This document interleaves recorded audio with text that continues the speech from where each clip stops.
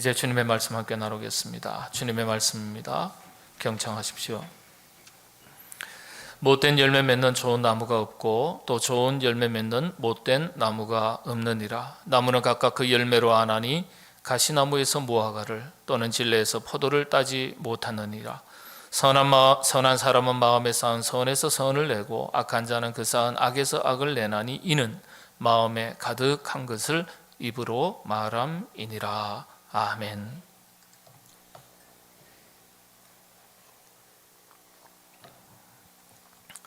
오늘 하루 아니면 일상에서 하루에 여러분들 거울을 몇 번쯤 보시나요? 한번 생각해 보시죠. 거울을 하루도 한 번도 보지 않는 분은 거의 안 계실 것 같습니다. 시시때때로 거울을 훔쳐보기도 하죠. 거울을 보실 때 어떻습니까? 여러분 자신의 얼굴을 보면서 티가 묻었으면 닦아내기도 하고요. 뭔가 흥크러져 있다면 옷이라도 온몸 매무실을 다시 추스리기도 하고 머리카락을 다듬기도 하고 그렇죠. 자, 그런데 여러분 얼굴을 보시면서 이거 좀 고쳤으면 좋겠다 이렇게 생각되시는 부분 있으십니까? 없으세요? 목사님 그냥 생긴 대로 전 살아요. 맞아요. 그렇지만은 정말 과연 그럴까요? 생긴 대로 산다 맞는 말씀입니다. 근데 상황과 환경이 안 돼서 조건이 안 돼서 그렇지 고칠 수만 있다면 고치고 싶은 부분 있으세요? 없으세요? 정직하신 거예요. 있으세요? 아유 광대뼈 좀 깎았으면 좋겠다. 아유 턱선을 조금 더 갸름하게 했으면 정말 참 보기 좋았을 텐데 아이고 이게 뭔 눈이 단추구멍이야. 조금만 찢었으면 좋겠다. 이마가 왜 이럴까 조금 고쳤으면 좋겠다. 그런 생각을 가진 분이 꽤나 많으시고요. 또 실제 고치세요. 부동의 일입니다. 대한민국이 성형 수술 1위 국가입니다. 인구 대비로 해서는 세계 1위예요. 숫자적으로는 중국이 굉장히 많아졌습니다. 역전을 당했습니다만은 인구 대비로 세계 성형 국가 1위는 대한민국입니다. 그러니까 누구나 다 그걸 보면서 무슨 생각한다고요? 좀 뜯어 고쳐야지. 그냥 고쳐야지가 아니라 확 바꾸고 싶을 때 뭐라고 표현합니까? 뜯어 고쳐야지. 이렇게 말씀하세요. 근데 그렇게 고치는 분이 많다는 거예요. 얼굴, 눈, 이마 그뿐만이 아니죠. 키도 좀 더 컸으면 좋겠다. 그래서 여러분들 키 크는 수술 있어요? 없어요?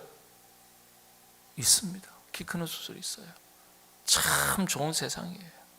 고치고 싶으면 그냥 조금만 노력하고 조금만 수고하면 고칠 수 있습니다.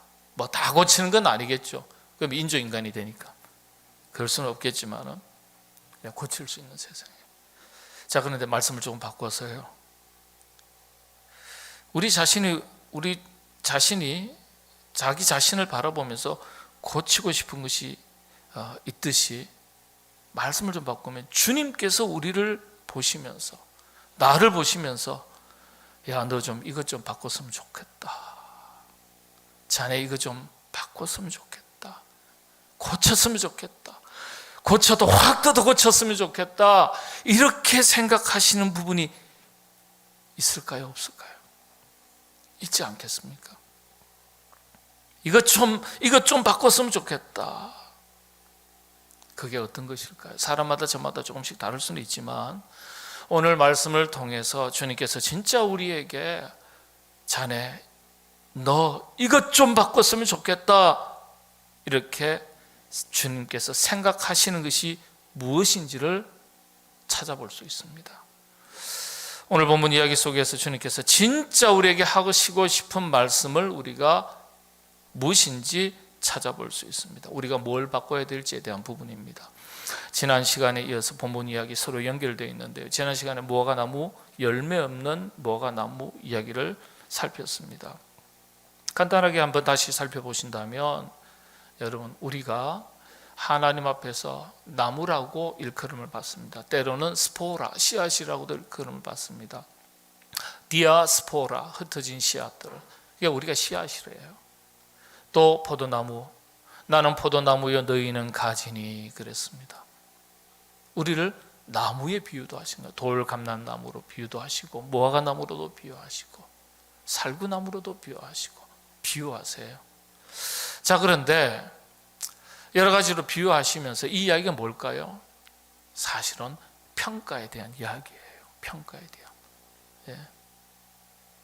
우리가 씨앗이고 열매고 나무인데요, 첫째로 우리가 다 나무 같은 존재 아니겠습니까? 근데 그 나무는 뭘 보고 안다 그랬습니까? 열매를 보고 알 수 있다. 열매를 보고 평가한다, 이런 뜻입니다. 좋은 열매를 가지고 있으면 좋은 나무로, 나쁜 열매를 가지고 있으면 나쁜 나무로 평가받는다. 이 이야기를 통해서 표면적으로는 그렇게 말씀하신 거예요. 여러분, 열매는 눈에 보이는 겁니다. 드러난 거예요. 근데 눈에 보이는 이 열매를 두 가지로 나눠서 설명하셨는데, 좋은 열매와 나쁜 열매예요. 그렇다면 어떤 것이 좋은 열매고 어떤 것이 나쁜 열매입니까? 좋은 열매의 기준은 잘 익었냐, 설 익었냐, 이거죠. 좋은 나무 어떤 겁니까? 병든 나무냐, 병들지 않은 나무냐, 이게 기준이죠. 네. 성경에서 열매 이야기할 때 잘 익었다는 열매, 좋은 열매는요, 잘 익었다는 뜻인데 성장과 성숙을 의미합니다. 또 다른 의미에서는, 원어에서는 열매라는 이 단어가 유익이라는 뜻입니다. 헬라어로 열매를 칼포스라고 말합니다. 직역하면 뜻이 두 가지입니다. 제가 사전에서 다른 뜻이 없을지 찾아봤는데요, 아니요, 동일합니다. 유익, 이득, 이익이라는 뜻입니다. 그래서 열매는 곧 유익이 있냐 없냐, 유익이 되냐 안 되냐, 이걸로 결정짓는 거예요. 어떤 것이든지 열매는 유익이 되는 것, 그게 열매라는 거예요. 유익이 없으면 더 이상 열매가 아니라는 거예요. 누구에게 유익입니까? 여러분, 영적인 기준에서는 하나님께 유익이 되는 것. 조금 더 확대하면 신앙의 공동체, 그리스도의 몸된 교회니까요, 주님의 교회니까 교회에 유익이 되냐 안 되냐. 두 번째, 세 번째는 왔다 갔다 한다 말씀드렸습니다. 순서가 상황과 환경에 따라서 자기 자신에게 유익이 되느냐, 또 셋째는 이웃에게 유익이 되느냐. 성경은 자기 자신에게만 유익이 되는 것을 열매라고 말하지 않습니다. 자기 자신에게는 유익이 되고 이익이 되고 기쁨이 될 수 있는 열매일는지는 몰라도 그 열매를 통해서 하나님께서 기뻐하시는 열매가 되지 못하면 그건 진짜 열매가 아니라는 거예요. 본문을 기준으로 열매를 생각할 때 정말 우리에게 중요한 기준 두 가지가 있습니다. 첫째는 나 자신이 좋은 열매가 되는 것, 인격적으로 성숙하고 영적으로 건강한, 곧 병들지 않는 신앙생활을 하는 그리스도인이 되는 것입니다. 왜냐하면 우리 자신이 열매라고 이야기했으니까요. 열매, 스포라, 씨앗이라고 했거든요. 또 이 열매를 이야기할 때 두 번째 참 중요한 것은 가장 귀한 열매, 영혼 구원의 열매가 우리 자신에게 있는가 하는 것입니다. 무화과 나무에게 가서 열매를 찾았는데 열매가 없어서 저주하셨다는 이야기가요, 우리 자신이 열매인데, 우리 자신의 열매일 뿐만, 자신이 열매가 될 뿐만 아니라 우리를 통해서 구하시는 게 있다는 거예요. 뭘 구하시는 거예요? 열매 중에서 가장 귀한 열매는 영혼 구원의 열매를 말합니다. 우리를 통해서 하나님께서 구하시는 열매가 있는데 그게 뭘까요? 영혼 구원의 열매를 말합니다. 하나님께서 우리에게 이 열매를 구하신다는 거예요. 이게 교회 존재 이유이자 그리스도인의 존재 이유입니다. 복음의 사명을 감당하는 것과 서로 연결되어 있죠. 우리가 신앙생활 10년, 20년, 30년, 40년 해왔는데 우리 자신이 구원받은 것 이외에는 영혼 구원의 열매가 하나도 없다. 생각해 보셔야 될 일입니다. 생각해 보셔야 될 일이에요. 주님께서 무화과 나무를 찾으셨는데, 주님께서 나무된 나를 찾으셨는데, 열매를 구하셨는데 열매가 없다는 거예요. 열매가 없다. 무화과 나무를, 열매 없는 무화과 나무를 저주하셨다는 이야기가 남 모르는 사람의 이야기가 아니에요. 전혀 다른 사람의 이야기가 아니에요. 우리 자신을 가르쳐 하시는 말씀이에요. 나 하나 구원받은 것으로 끝난다면 그게 부끄러운 구원이 될 수 있습니다. 종교개혁자 켈빈이 이 부분을 주석어를 할 때 이렇게 했습니다. 그리스도인에게서 구할 가장 값진 열매는 영혼 구원의 열매다. 영혼 구원의 열매. 그리스도인에게서 구할 가장 값진 열매는 영혼 구원의 열매다. 자, 여러분, 우리 교회 이와 같은 영혼 구원의 열매가 풍성하게 맺어가는 교회요, 모든 성도님들, 저와 여러분 되시기를 바랍니다. 주님께서요, 열매 얘기하셨지만은 사실 열매 얘기가 핵심이 아니에요. 진짜는 나무 이야기 하시는 거예요. 나무 이야기. 좋은 나무가 되면은 좋은 열매, 때가 되면 절로 맺게 되어 있기 때문에 좋은 나무가 되도록 노력해라, 이 말씀이에요. 좋은 나무가 되도록 노력해라. 한마디로 좋은 나무가 되라는 거예요. 여러분, 열매도 눈에 보이는 것이고 좋은 나무도 눈에 보이는 것입니다. 잎이 무성하고 싱그럽죠. 근데 좋은 나무, 어떤 것을 의미하는 겁니까? 성경은 좋은 나무를 이야기할 때 항상 세 가지 조건을 이야기한다고 그랬습니다. 첫째가 뿌리가 튼튼한 나무. 마태복음 3장 10절의 말씀에 이 말씀이 있습니다. 도끼가 이미 나무 뿌리에 놓였다. 도끼가 이미 나무 뿌리에 놓였다. 예, 병들었다는 거예요. 죽었다는 거예요. 죽어간다는 거예요. 그 나무가 좋은 나무냐 아니냐는 보이지 않지만 뿌리가 어떠냐, 이 뿌리의 문제예요. 뿌리가 튼튼하다, 뿌리가 흔들리지 않는다는 뜻이에요. 그래서 성경은 병들지 않는 이 나무의 핵심을 뿌리가 건강한 것으로 설명합니다. 뿌리를 잘 내렸다는 것, 어떤 것입니까? 하나님과의 관계가 튼튼하다는 거예요. 그래서 흔들리지 않는다는 거예요. 여러분들, 우리 교회에서 신앙생활을 하실 때 좋은 나무와 같이 뿌리를 잘 내리시고 흔들리지 않는 튼튼하고 건강한 신앙생활을 하시게 되기를 바랍니다. 뿌리를 잘 내리면요, 자양분을 잘 빨아들이는 거예요. 자양분. 신앙생활의 자양분이 뭡니까? 핵심이 예배생활, 말씀과 기도. 여러분, 참 신기한 것은 우리가 하나님의 은혜를 삶 속에서 순간순간 다 얻고 깨닫고 누리고 산다고 말하지만 정작 정말 하나님의 풍성한 은혜가 임하는 첫 번째 현장 자리가 어디입니까? 그 예배 자리예요. 예배 자리. 그리고 말씀을 통해서 은혜를 받는 거예요. 기도를 통해서, 기도 응답을 통해서 우리가 은혜를 받는 거예요. 그래서 여러분들, 우리가 자양분을 잘 받아들인다는 것은 예배생활, 튼실한 예배생활, 말씀과 기도 생활이에요. 이게 기초 중에 기초인 거예요.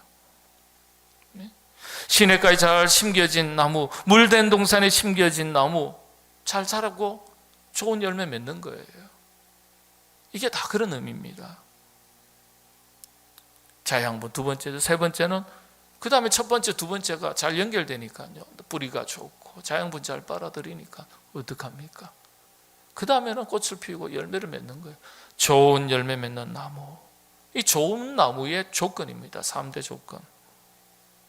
이걸 설명하시면서 이런 좋은 나무가 되라, 좋은 나무와 같은 그리스도인이 되라 하신 거예요.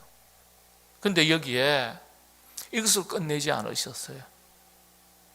예수님께서 우리에게 하신 말씀 중에 열매 얘기하시다가 열매가 아니라 나무 얘기하셨는데, 그러면 좋은 나무가 되는 것으로 그것으로 끝내셨나요? 아니요. 진짜 이 좋은 나무 이야기를 통해서 열매 이야기, 좋은 나무 이야기 하시다가 진짜 하시고 싶은 이야기를 마지막으로 하시는 거예요.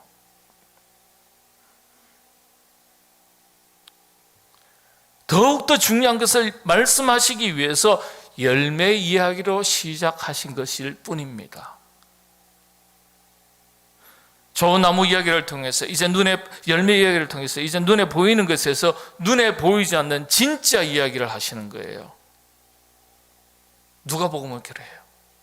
여러분, 성경이 기록된 순서를 보면 마가복음이 가장 먼저 기록됐고요. 우리가 이제 성경 편집사를 보면 마태, 마가, 누가, 요한 이렇게 배치를 했지만 실제적으로 마가복음이 가장 먼저 기록이 되고 마가복음을 기초로 해서 마태복음이 기록이 됩니다.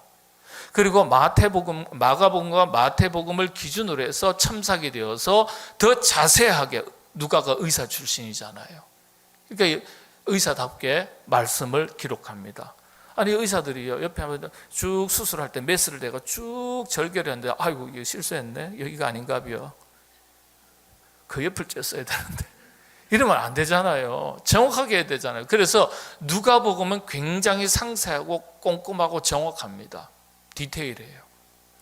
그러니까 같은 이야기들이, 나무 이야기, 열매 이야기들이 복음서에 다 기록되어 있는데 누가복음을 보면 더 자세하게 되어 있어요. 정확하게 되어 있어요. 그래서 주님의 진짜 의도를 알 수 있습니다. 오늘 본문 말씀이 바로 이걸 보여주는 거예요. 이 이야기의 끝부분을 한번 보겠습니다. 누가복음, 원래 이 이야기는요, 누가복음 그 6장이죠. 6장 39절에서 45절까지의 말씀이 한 단락입니다. 한 단락. 누가복음 한 묶음, 한 꾸러미의 말씀이라는 거예요. 이야기라는 거예요. 그러니까 이 이야기를, 처음부터 이야기를 쫙 살펴야 돼요. 들보 이야기 나오고요, 그러다가 좋은 열매 이야기 나오고, 그 다음에 좋은 나무 얘기 나오다가 마지막에 진짜 중요한 것을 말씀하세요. 45절이 그 핵심인데 한번 같이 읽겠습니다. 본문 한번 같이 봉독하겠습니다. 시작합니다. 선한 사람은 마음에 쌓은 선에서 선을 내고 이는 마음에 가득한 것을 입으로 말함이니라. 아멘. 선한 사람은 마음에 쌓은 선에서 선을 내고 쌓은 악에서 악을 내나니 이는 마음에 가득한 것을 입으로 말함이니라. 진짜 주님께서 말씀하시고 싶은 이야기, 나무 얘기도 아니고 열매 얘기도 아니고 결국 뭘까요? 마음 얘기입니다. 마음 얘기. 좋은 나무 이야기도 열매 이야기도 결국 마음 이야기를 하시기 위해서 앞서 말씀하신 것일 뿐입니다. 다시 말씀을 드리면 우리가 어떤 마음을 품고 살아가야 하는지, 우리 내면 세계가 어떠해야 하는지, 여기에 대해서 말씀하신 거예요. 선한 마음을 품고 살아야 좋은 나무일 수 있고 좋은 열매 맺는 사람이 될 수 있다. 이걸 말씀하신 거예요. 마음 관리 잘해라. 마음을 잘 다스리는 게 진짜다. 좋은 마음, 선한 마음을 가지고 사는 것이 진짜다. 그게 좋은 나무의 조건이다. 좋은 열매 이야기 이전에 좋은 나무가 더 중요하고, 좋은 나무의 진짜 핵심은 우리가 좋은 나무가 되려면 선한 마음 갖고 살아라. 선한 마음 갖고, 좋은 마음 가지고 살아라. 이 말씀이에요. 자, 그런데 선한 마음이란 게 어떤 것이겠습니까? 선한 사람은 마음에 쌓은 선에서 선을 내고 그랬습니다. 선한 것. 이 선의 기준이 무엇이겠습니까? 이 선을 가질 때 우리가 선한 그리스도인이 되는데, 선을 이야기할 때는요, 대부분 우리가 윤리, 도덕적 개념으로서의 선의 개념을 먼저 떠올립니다. 뭐 착하고 정직하고 마음이 따뜻하고 온유하고 뭐 이런 이야기를 먼저 떠올려요. 아주 틀린 건 아니지만은, 물론 그건 포함되어 있습니다만 성경은 이걸 넘어서요. 원문을 보면 선이라는 이 단어는 헬라어로 아가도스라고 말합니다. 아가도스의 뜻이 많지 않아요. 좋은 것, 그리고 또 하나 핵심의 단어가 은혜입니다. 은혜. 칼리스라는, 은혜라는 또 다른 단어가 있는데 이 두 단어와 의미가 같습니다. 사실은 아가도스 뭐라고요? 은혜라는 거예요. 은혜. 선에 대한 의미를 알듯 말듯 하지만 정확하게 이해하지 못하는 경우가 참 많습니다. 일반적으로 우리 성도님들이요, 그래서 선에 대해서, 이 선이 아가도스가 은혜다, 그래도 선뜻 다가오지 않아요. 이 선의 개념을 이해하기 위해서는요, 그래서 악의 개념을 이해할 필요가 있습니다. 악이라는 단어가 포네로스라 그럽니다. 헬라어로. 어원이 페네스라는 말에서 유래된 것인데 어떤 뜻일까요? 여러분들 우리가 흔히 하는 말 중에서 죄악이라는 단어 자주 사용하지 않습니까? 우리는 그냥 죄악 그러면 다 죄로만 생각해요. 아니요, 완전하게 다른 거예요. 죄는 죄고 악은 악이에요. 하나님 둘 다 싫어하시는 거예요. 근데 죄하고 악은 완전하게 개념 자체가 다른 거예요. 그런데 우리는 별 구별 없이 구분 없이 그냥 하나의 묶음으로 그렇게 이해합니다. 받아들입니다. 전혀 다릅니다. 오늘 분명하게 새기시기를 바랍니다. 자, 그런데 죄악이라고 했을 때 포네로스라는 말은 페네스라는 말에서 유래되었는데 이게 무슨 뜻이냐? 갈급한, 가난 이런 것을 의미하는 결핍이라는 단어입니다. 결핍. 악이란 게 뭐라고요? 결핍이라는 단어예요. 예. 한마디로 결핍된 상태를 말합니다. 악한 게 결핍이에요? 여러분 한번 설명을 드리겠습니다. 죄로 인해서 하나님으로부터 유기된 에덴에서 추방된 우리 인간이 이후로는 결핍된 존재로 살아가요. 그래서 결핍된 그 자체가 악의 개념 중에 하나인데, 그래서 죄와 악의 개념이 서로 다른데, 죄는 하나님의 뜻을 비켜난 것이 죄라고 한다면 악은 죄의 결과로서 경험하게 되는 결핍을 말합니다. 결핍. 고통을 말해요. 배가 너무 고파요. 처음에 조금 고파요. 나중에는 배가 너무도 고프면요 고통스러워요. 나중에는 계속 굶어요. 그러니까 어떻게 되죠? 죽어요. 영생의 삶을 살 수 있었던 조건이었던 에덴 동산에서 인간이 추방이 되었습니다. 그러면서 병이란 걸 얻게 됐어요. 병이란 게 고통입니다. 그렇죠? 죽음을 몰랐던 인간이 죽음을 겪게 됩니다. 성경의 말씀대로 죄의 삭은 뭐라고요? 사망이라고 그랬어요. 인간의 고통의 극치를 이야기할 때 뭐라고요? 죽음으로 설명합니다. 예. 고통을 설명할 때 죽음으로 설명합니다. 그래서 죄의 삭은 사망이다. 사망이 뭘 말하는 거예요? 죽음이다. 고통의 극치를 말하는 거예요. 고통. 그래서 죄는 하나님의 뜻에 비켜난 것이라고 말씀을 드린다면, 악은 죄의 결과로서 경험하게 되는 결핍된 상태, 고통을 말할 때 악이라고 말하는 겁니다. 그게 죄와 악은 한 세트로 같이 묶어서 가는 거예요. 죄, 악. 둘 다 하나님은 원하지 않으시는 거예요. 이런 관점에서 이제 선의 개념이 명확해지는 거죠. 아가도스. 원어 사전적인 의미로는 은혜, 좋은 것. 우리가 아는 대로 은혜 중에 최고의 은혜는 구원의 은총입니다. 하나님께서 우리에게 값없이 주신 선물이죠. 가장 귀하고 귀한 은혜, 선물은 예수 그리스도 주님 그 자체예요. 그리고 주님을 통한 구원입니다. 이게 은혜예요. 이런 의미에서 선한 사람이 마음에 쌓은 선이라고 이야기할 때는요, 윤리 도덕적 개념에서 출발을 하기는 합니다. 의로운 것, 정직한 것, 올바른 것, 거짓이 없는 것. 그런데 여기에 더해서 영적인 개념이 포함되는 거예요. 이 영적인 개념이 포함되지 않으면 그냥 세속의 개념에서 선한 거예요. 그래서 정리를 해드리면, 이 선이라는 것은 하나님의 말씀을 기준으로 구원의 은총 아래 영적인 질서가 잘 세워지고 그 질서를 따라 살아가는 것, 이게 선한 겁니다. 선입니다. 우리가 선한 그리스도인이라는 것은 윤리 도덕적 개념의 선한 개념을 넘어서서 하나님의 말씀을 기준으로 구원받은 것 자체가 귀한 일 아닙니까? 구원의 은총 아래 영적인 질서가 이 내면 세계에서 잘 세워지고 그 질서를 따라서 살아가는 것, 그게 가장 선한 겁니다. 가장 선한 것. 그렇게 살아가는 사람이 선한 사람이에요. 이게 성경에서 말하는 선의 개념입니다. 죄가 없으면 선한 사람이고 죄가 많으면 악한 사람이란 건, 이건 단순한 논리예요. 단순한 논리. 그래서 성경은 선한 사람은 마음에 쌓은 선에서 선을 낸다 하셨어요. 그래서 주님께서 우리에게 정말 보시고 싶은 게 뭡니까? 착한 것은 물론이고요, 정직한 건 물론이고요, 선한 것은 물론이고요, 마음이 따뜻한 건 물론이고요, 정말 구원의 은총 아래서 하나님의 말씀 가운데 영적인 질서가 내면세계에 잘 자리 잡고 그 질서를 따라서 살아가는 그것을 보시고 싶은 거예요. 그렇게 살아가는 게 선한 거예요.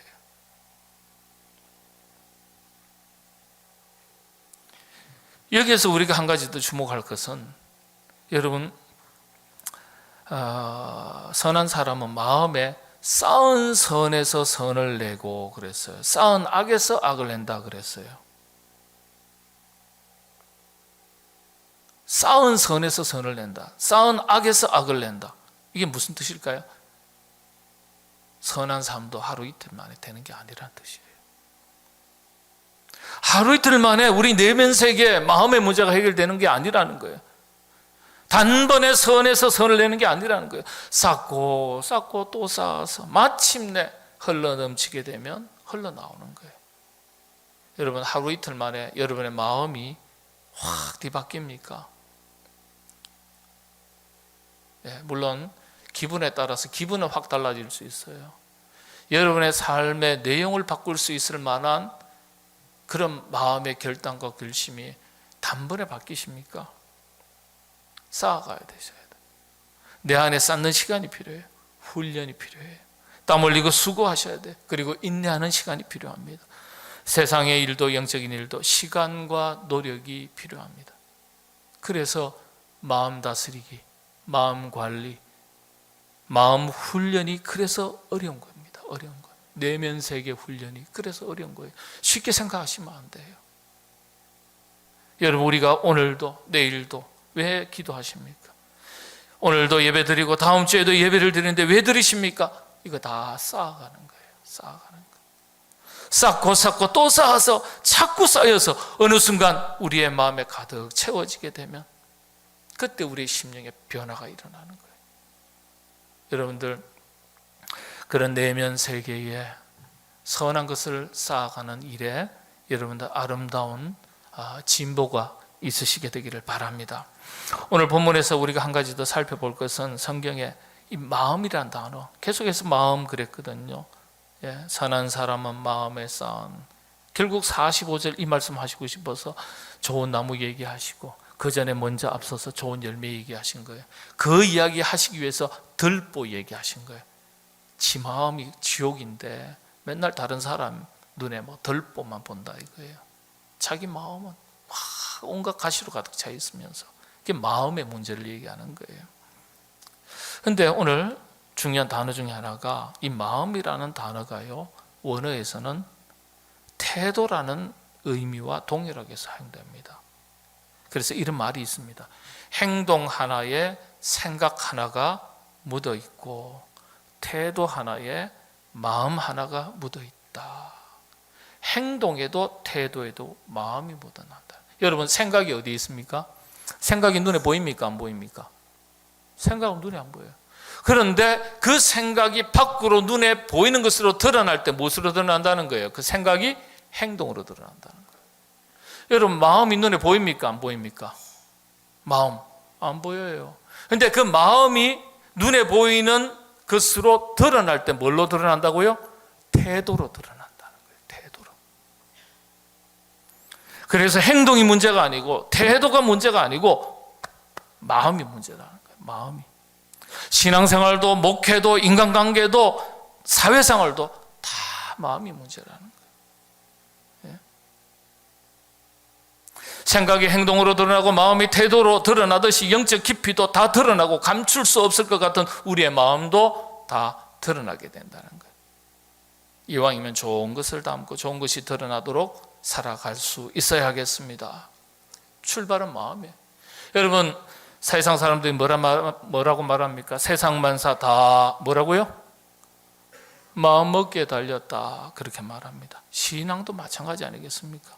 우리가 우리의 내면 세계를 어떻게 관리하고 다스리고 우리가 어떻게 결단하고 우리가 어떻게 행동하기에 우리의 삶에 달린 거예요. 물론 주님 손에 달렸지만은, 그래서 우리 주님께서 이야기를 통해서 야, 마음 좀 고쳐 먹어라, 마음 좀 싹 바꿔라, 이야기 하시는 거예요. 이야기.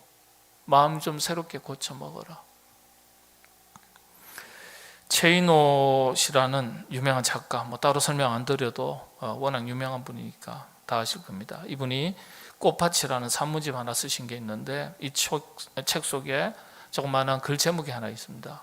마음 성령이라는 제목의 글인데요, 작가 자신의 이야기를 적어놨어요. 40대 시절에 어느 날 자기 아들이 찾아와서 아빠 부탁이 있어. 그래. 그게 무슨 부탁인데? 그랬더니 수술 좀 해, 수술. 그러더라는 거예요. 아들이 자기 보고. 아버지가 깜짝 놀라가지고 무슨 소리냐, 무슨 수술? 그랬더니 성형수술 좀 해, 성형수술. 아버지 성형수술 좀 하라는 거예요. 그래서 깜짝 놀라서 어디를? 그랬더니 여기 딱 가르치는데요. 그게 어디라고요? 눈썹과 눈썹 사이 미간을 딱 가르치면서 요것 좀 성형수술해, 그러더라는 거예요. 정신이 그때 번쩍 들었대요. 왜냐하면 이 최인호 씨 작가 자신은요, 늘 인상을 자주 쓴다는 걸 본인이 알고 있었대요. 뭔가 못마땅하고 뭔가 불만이 있을 때마다 미간을 잔뜩 찌푸리고 살아와서 어느새 이 미간이요, 절대 잘 펴지지 않는 주름이 생겼다는 거예요. 주름이. 그러니까 아버지가 볼 때마다 주름이 생기니까 보기 싫은 거예요, 아들이. 그래서 아빠 여기 성형수술 좀 해. 그런데 아내도 똑같은 말을 하더라는 거예요. 여보, 당신은 왜 도대체 날마다 인상을 찌푸리고 살아?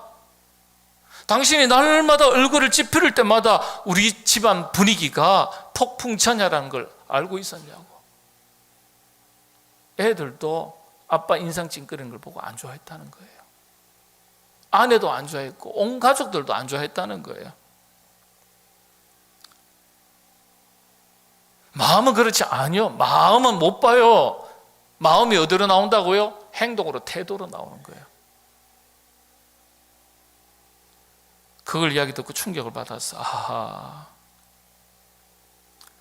늘 그렇게 인상을 찡그리고 살아가는 자신의 마음이 문제라고 생각해서 얼굴 성령이 문제가 아니라 마음 성령이 필요하다, 이렇게 생각해서 마음을 고쳐먹기로 결단했다는 겁니다. 결심했다는 거예요. 얼굴이 문제가 아니라 마음이 문제였던 겁니다. 그러면서 파스칼의 유명한 이야기를 이 책 속에 적었습니다. 파스칼의 말인데요, 마음의 평화를 가져라. 그러면 그대의 표정도 자연히 평화롭고 자애로워질 것이다. 얼굴이 문제가 아니라 마음이 문제라는 거예요. 오늘 이 이야기의 핵심은요, 마음을 새롭게 해라. 마음 좀 고쳐 먹어라. 선한 마음 품고 살아라. 선한 것 쌓고 살아가라. 영적인 내면 세계 질서를 잘 관리하라. 이 말씀이에요. 신앙생활 하루 이틀 만에 잘 안 바뀝니다. 좋은 열매 맺어야 되지만 그 전에 좋은 나무가 되는 것이 우선이고요, 좋은 나무 이야기의 핵심은 결국은요, 열매 이야기가 아니라 뿌리 얘기가 아니라 우리 마음 얘기입니다. 우리 자신의 마음 다스리기, 마음 관리인 것을 이야기하면서 우리에게 마음 고쳐 먹어라, 마음을 새롭게 하라, 이 말씀하신 겁니다. 우리 내면 세계, 영적 세계의 질서를 우리 안에 잘 세우고 우리 자신의 내면 세계를 잘 다스리며 살아가야 하겠습니다. 내 안에 선한 것이 쌓였을 때 흘러 넘치게 됩니다. 쥐어짜는 게 아니에요, 은혜는. 그래서 흘러 넘치면 그 흘러 넘치는 것으로 인해서 선한 영향력을 발휘하는 것입니다. 우리 교회가 그런 교회가 될 수 있기를 바라고, 여러분들이 그런 하나님의 백성들 다 되시기를 바랍니다. 기도하겠습니다. 주님, 좋은 열매 이야기, 열매 얘기가 아니라 좋은 나무 이야기, 나무 얘기가 아니라 결국 우리의 마음 이야기 하시기 위해서 마음 새롭게 고쳐먹기를 원하시고 마음을 새롭게 하기를 원하시는 주님, 그 주님의 뜻을 담은 이야기로 저희들이 받았습니다.